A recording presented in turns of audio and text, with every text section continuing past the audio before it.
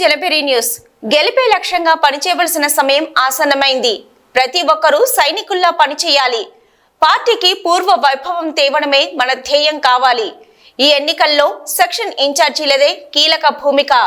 గెలిపే లక్ష్యంగా పనిచేయవలసిన సమయం ఆసన్నమైందని పార్టీ శ్రేణులకు మాజీ మంత్రి అమర్నాథ్ రెడ్డి సూచించారు. పలమనేరు పట్టణ Telugu Desam party cluster unit booth మరియు సెక్షన్ ఇన్ఛార్జీల సమావేశం గురువారం జరిగింది. ఈ సందర్భంగా ఆయన మాట్లాడుతూ 5 ఏళ్ల వైకాపా అరాచక పాలనతో ప్రజలు విసిగిపోయారని, చంద్రబాబు అధికారంలోకి రావాలని, ఆయన సీఎం కావాలని రాష్ట్ర ప్రజలందరూ ఆకాంక్షిస్తున్నారన్నారు. చంద్రబాబు ముఖ్యమంత్రి అయితేనే మనకు భవిష్యత్తు ఉంటుందని ఆలోచన అన్ని వర్గాల వారిలో ఉందన్నారు. ప్రభుత్వ వ్యతిరేక కార్యక్రమాలను, తెలుగుదేశం పార్టీ సూపర్ 6 పథకాల తేడాను వివరించి ప్రజల్లోకి గట్టిగా తీసుకెళ్లాలన్నారు. ఈ ఎన్నికల ప్రక్రియలో సెక్షన్ ఇన్ఛార్జీలదే ప్రధాన భూమిక అని, ప్రతి ఓటర్పై వారికి పూర్తి అవగాహన తప్పనిసరిగా ఉండాలన్నారు. ప్రతి ఒక్కరూ సైనికుల వలె పనిచేసి పార్టీ పూర్వ వైభవానికి కృషి చేయాలని కోరారు. ఈ ఎన్నికల్లో నేను నా పార్టీని ఎలాగైనా గెలిపించాలని దృఢ సంకల్పంతో పనిచేయాలన్నారు. ఇక ఈ ఎన్నికల్లో గెలిస్తేనే మనందరి భవిష్యత్తు బాగుంటుందని ఆలోచన కూడా ఎవరూ మరవకూడదన్నారు. ప్రజల నాడిని తెలుసుకుని అధికార పక్షంపై వారిలో ఉన్న వ్యతిరేకతను ఓటు రూపంలో మలుచుకోవాలని తెలిపారు. పార్టీ కోసం కష్టపడే వారికి టీడీపీ అధికారంలోకి వచ్చాక సముచిత స్థానం కల్పిస్తామన్నారు. ప్రయోజనాలను దృష్టిలో పెట్టుకొని, రాష్ట్ర భవిష్యత్తును దృష్టిలో పెట్టుకొని కేంద్ర ప్రభుత్వం ఎన్డీఏతో మనం కలిసిన తర్వాత ఒక తప్పుడు ప్రచారాన్ని వైఎస్ఆర్ కాంగ్రెస్ పార్టీ నాయకులు ఒక తప్పుడు ప్రచారాన్ని ప్రజల్లోకి తీసుకొని వస్తున్నారు. అది పూర్తిగా కూడా తప్పు, పొరపాటు అని చెప్పాల్సినటువంటి బాధ్యత ప్రతి ఒక్క తెలుగుదేశం పార్టీ కార్యకర్త పైన ఉంది, ప్రతి ఒక్క సెక్షన్ ఇన్ఛార్జ్ పైన ఉందని చెప్పి ఈ సందర్భంగా నేను తెలియజేసుకుంటున్నా. తెలుగుదేశం పార్టీ ఈ రోజు కాదు, 1999లోనే ఎన్డీఏతో మనం ఉన్నాం. 2014లో ఎన్డీఏతో ఉన్నాం.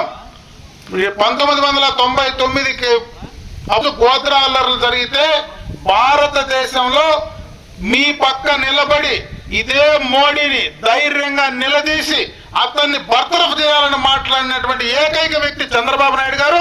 తెలుగుదేశం పార్టీ అవునా కాదా ఆలోచించుకోమని చెప్తున్నా. 2014లో కలిసి పోటీ చేశాం. ఆ రోజు ప్రత్యేక హోదా కోసం, ఈ రాష్ట్ర ప్రయోజనాల కోసం కేంద్రంలో కేబినెట్ నుంచి కూడా బయటకు వచ్చి మోడీని డైరెక్ట్ గా ఢిల్లీ నడిబొడ్డు నిలదీసింది ఎవరంటే తెలుగుదేశం పార్టీ నాయకుడు చంద్రబాబు నాయుడే. అది కూడా మీరు చెప్పండి ధైర్యంగా. ఈరోజు ఎన్ఆర్సీ, సిఏఏ గురించి మాట్లాడుతున్నారు.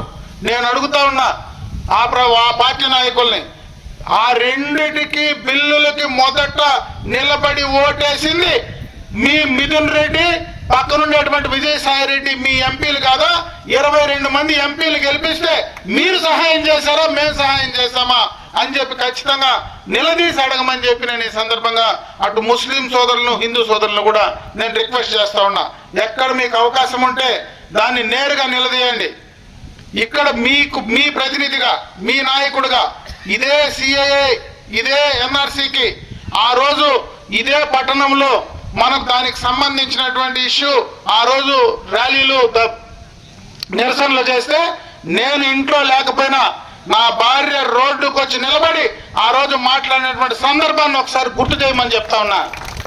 ఇదే ఎన్ఆర్సీకి ఎవరు ఇక్కడ ఓట్లేసుకొని శాసనసభ్యుడిగా గెలిపించినటువంటి శాసనసభ్యుడు కావచ్చు, పార్లమెంట్ సభ్యుడు కావచ్చు, 15 రోజుల పాటు వాళ్ళు ధర్నా చేసి నిలబడితే ఒక్క రోజు కూడా ఆ కార్యక్రమానికి రాలా.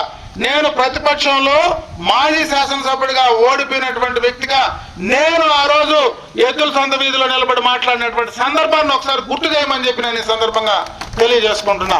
ద్వారా చెప్పదలుచుకున్నా, మీరు దయచేసి ఈ 15 రోజులు తెలుగుదేశం పార్టీ కోసం, నా కోసం కష్టపడి గెలిపించండి.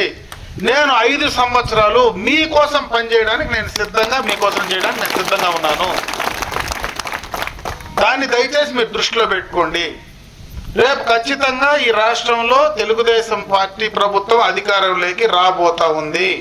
చంద్రబాబు నాయుడు గారు 100కు 100% ముఖ్యమంత్రి అయ్యేది ఖాయం. ఈ రాష్ట్రంలో ప్రతి ఒక్క చదువుకున్నటువంటి వ్యక్తి అదే రకమైనటువంటి ఆలోచనతో ఉన్నాడు.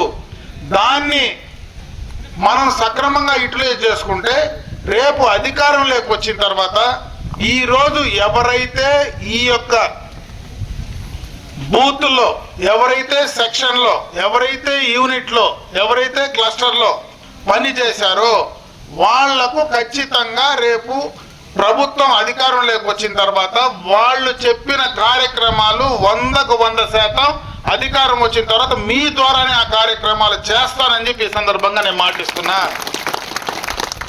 ఇదే కాకుండా మీ యొక్క క్లస్టర్ ఏదైతే ఉందో ఈ క్లస్టర్ పరిధిలో ఎవరైతే ఎక్కువ మెజారిటీ తీసుకొచ్చేటువంటి బూత్ ఈ క్లస్టర్లో ఉందో ఆ క్లస్టర్లో మీరు అధికారం వచ్చిన తర్వాత మొట్టమొదటగా ఏ పని అడిగినా అది వ్యక్తిగతంగా కావచ్చు, అది మీ బూత్ పరిధిలో మీ వార్డుకి సంబంధించిన కార్యక్రమం కావచ్చు, ఫస్ట్ ఆ పని చేసే మళ్ళా మిగతా పని చేస్తానని చెప్పి ఈ సందర్భంగా తెలియజేసుకుంటున్నా.